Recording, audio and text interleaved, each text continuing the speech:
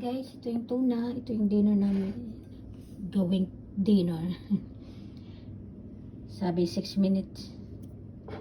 At ito para sa green beans. Tag-boil ko na sa. So, gisa na lang. So, 6 minutes each side. Lagyan ko na ng olive oil. At lalagyan natin ng 1 tablespoon butter. Ito naman sa green beans natin.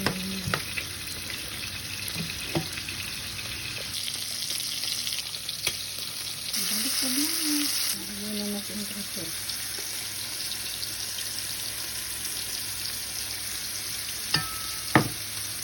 Tapos yung green beans.